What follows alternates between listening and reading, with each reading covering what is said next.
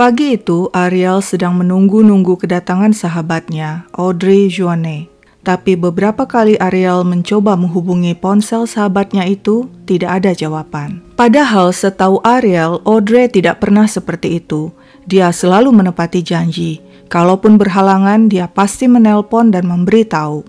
Penasaran, Ariel pun menghubungi Marie Claude Vigo, seorang wanita tua sahabat Audrey. Tapi Marie Claude mengatakan dia tidak tahu keberadaan gadis itu. Sekarang Marie Claude yang khawatir. Dia mendatangi gedung apartemen Audrey. Audrey tinggal seorang diri di apartemen milik ibunya.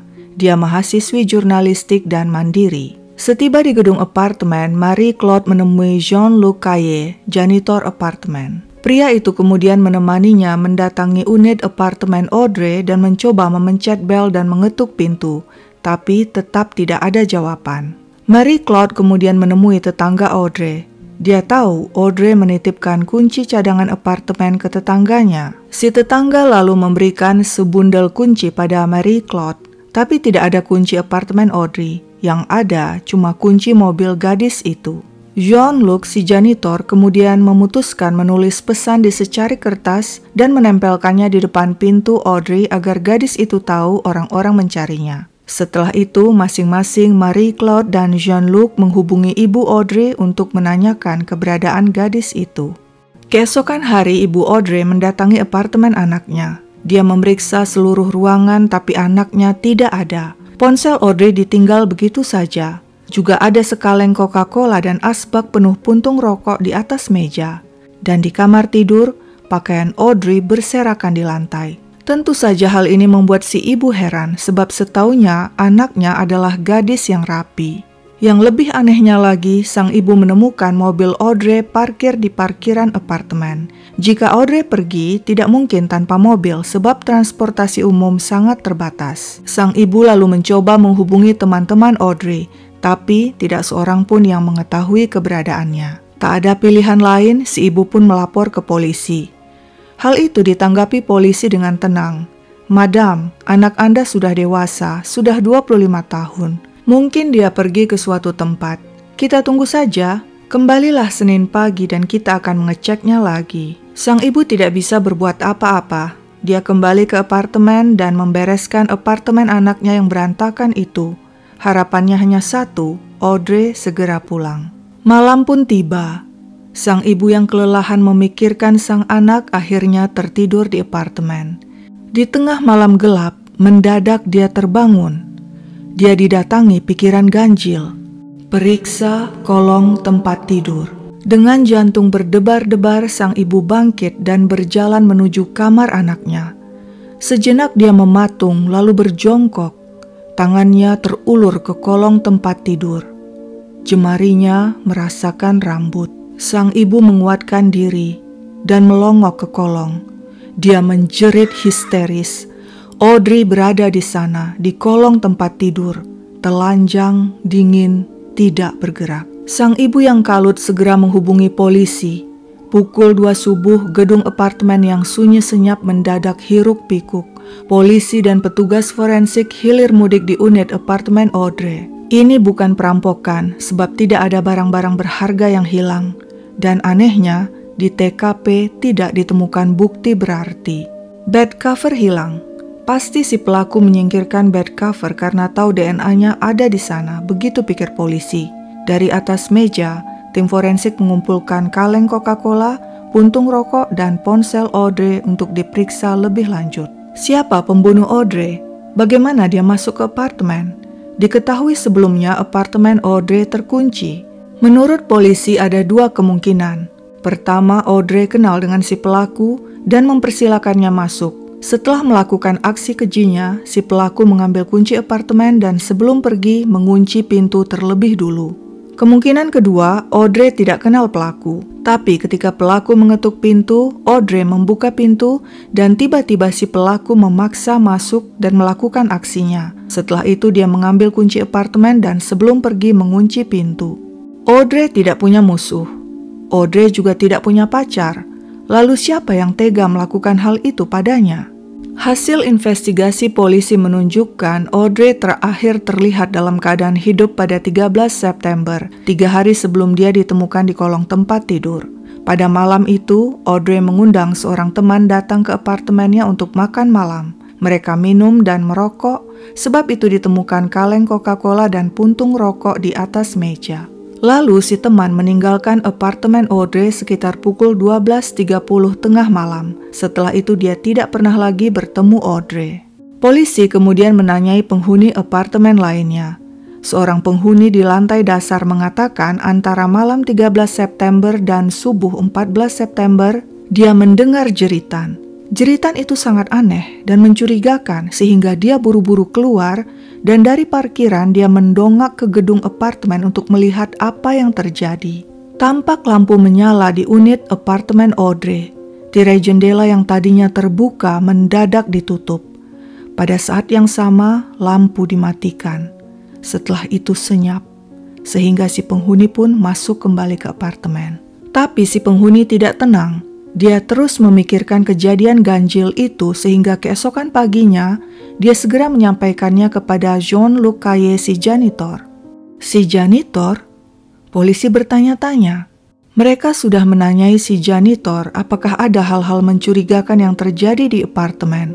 Tapi mengapa pria itu tidak menginformasikan pada polisi tentang laporan penghuni yang mendengar jeritan Audrey di malam hari? Si janitor sudah 2 tahun bekerja di gedung apartemen itu. Dia dikenal sopan, ramah, cekatan, dan suka membantu penghuni. Polisi pun mengakui pria itu cekatan. Jean-Luc sangat sigap membantu polisi, membuka pintu dan mengantar polisi ke setiap ruangan dan memberikan informasi keadaan apartemen dengan rinci dan jelas. Setiap pagi Jean-Luc tidak pernah terlambat datang ke apartemen. Hanya anehnya, menurut informasi penghuni, setelah hari hilangnya Audrey, tirai kantornya tertutup rapat. Ketika penghuni mengetuk-ngetuk pintu kantornya, tidak ada jawaban. Tentu saja penghuni heran, sebab biasanya si janitor sudah membagikan kiriman surat ke kotak surat masing-masing penghuni. Tapi hari itu kotak surat mereka kosong. Kemana Jean-Luc? Polisi juga mendapat informasi Jean-Luc pernah kepergok memasuki apartemen seorang gadis di gedung sebelah. Si gadis segera melaporkan kejadian itu ke manajemen apartemen yang tidak menanggapinya dengan serius. Kecurigaan polisi kepada Jean-Luc semakin besar, hingga mereka kembali menanyai pria itu. Dan mendadak, pria itu berkata, "Mungkin kalian akan menemukan DNA-ku di apartemen Audrey. Sebab aku pernah masuk ke apartemennya untuk menyingkirkan sarang tawon."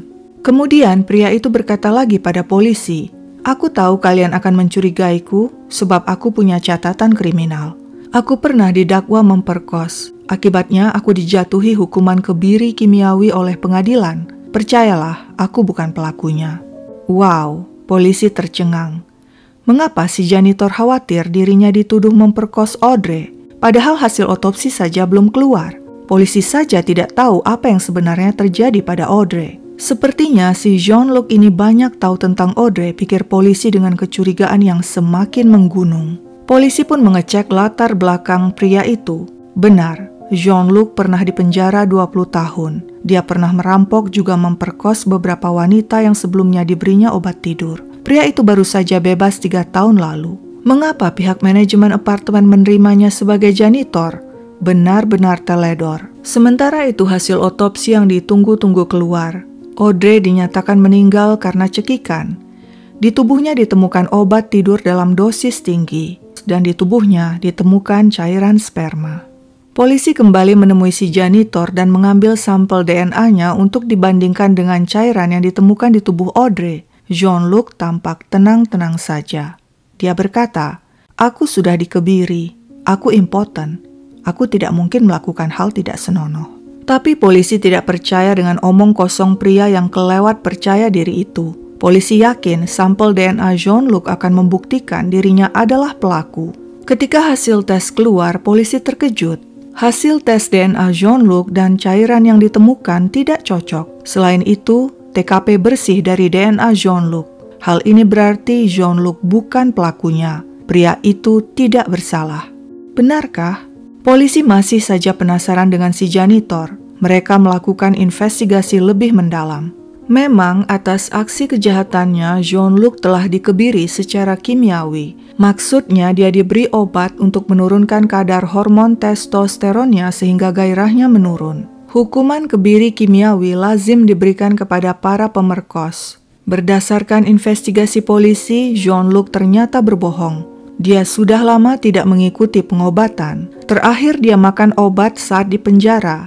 Dan setelah keluar dia tidak pernah lagi makan obat. Tentunya dalam 3 minggu dia sudah normal kembali. Polisi kemudian menyampaikan fakta itu kepada Jean-Luc.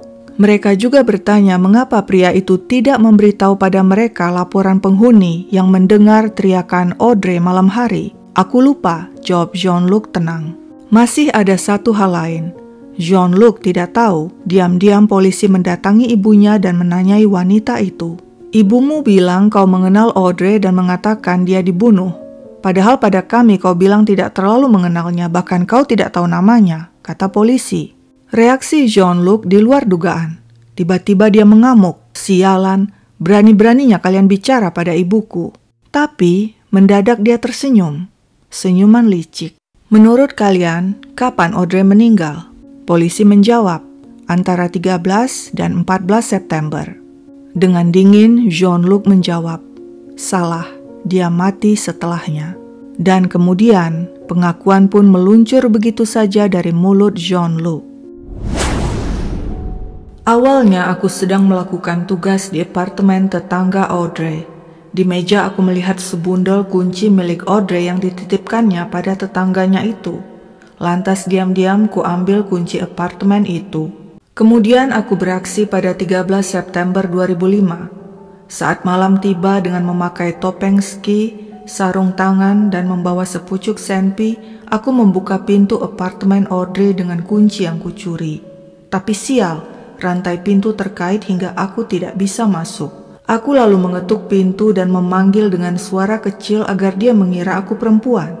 Dan sepertinya dia pikir aku adalah ibunya, sehingga dia membuka pintu dan melepas rantai pengaman. Aku langsung mendorong pintu dan masuk. Audrey terkejut dan menjerit. Aku segera mengancamnya dengan senpi. Aku mencoba memperkosnya beberapa kali tapi gagal. Anuku loyo. Aku marah, aku frustrasi. Lalu ku bawa dia ke kantorku. Aku paksa dia minum obat tidur dan ku sekap dia di kantorku selama 18 jam. Tirai ku tutup rapat. Keesokan pagi, 14 September, penghuni apartemen mengetuk-ngetuk kantorku mencari diriku. Aku panik. Saat itulah kuputuskan menghabisi Audrey. Aku mencekiknya dengan tali. Aku menunggu malam hari saat gedung sepi ketika semua penghuni tidur. Lalu ku gendong Audrey ke apartemennya. Aku bersihkan tubuhnya dari DNA-ku. Kemudian ku taruh dia di kolong tempat tidurnya. Tak lupa aku singkirkan bed cover karena aku yakin di sana ada DNA-ku. Polisi puas pada pengakuan Jean-Luc. Tapi ada satu pertanyaan yang masih belum terjawab. Cairan siapa yang ada di tubuh korban? Jean-Luc pun menjawab, itu bukan milikku. Beberapa hari sebelum kejadian, aku mengais-ngais tempat sampah tetanggaku dan mengambil kondom bekas miliknya. Saat kejadian, aku suntikkan cairan di kondom itu ke tubuh Audrey untuk mengelabui polisi. Sekarang semuanya jelas sudah. Untung saja Jean-Luc mengaku dan membeberkan sendiri kejahatannya, sehingga polisi tidak perlu repot dan bingung memecahkan kasus itu. Apakah semuanya sudah selesai? Belum. Jean-Luc sepertinya sangat menikmati permainan itu. Dia mengajak polisi ke satu unit apartemen kosong. Aku ingin tunjukkan sesuatu pada kalian, katanya pada polisi. Ternyata unit kosong itu dijadikan Jean-Luc sebagai tempat penyimpanan. Di sana polisi menemukan sepucuk senpi, sarung tangan, topeng ski, dan bed cover milik Audrey. Tapi yang paling mengejutkan adalah ketika dengan bangga Jean-Luc menunjukkan kondom bekas koleksinya yang berisi cairan bermacam orang. Ini akan kupakai seandainya nanti aku akan melakukan lagi aksiku, katanya santai. Tapi tentu saja Jean-Luc tidak akan pernah melakukan aksi lainnya sebab pengadilan menjebloskannya ke penjara seumur hidup. Mendengar vonis itu, Jean-Luc Caillé mengacungkan jari tengah kepada hakim. Polisi mengatakan jika tidak tertangkap, Jean-Luc adalah kandidat kuat serial killer. Ingatkah kalian kisah Umi Sulistiawati yang pernah kubahas? Umi dibunuh suaminya Donald Southworth, seorang pria Amerika. Donald lalu menaruh cairan pria lain di tubuh Umi untuk mengaburkan investigasi polisi, persis seperti yang dilakukan Jean-Luc. Sekian dulu ceritaku, sampai jumpa kapan-kapan.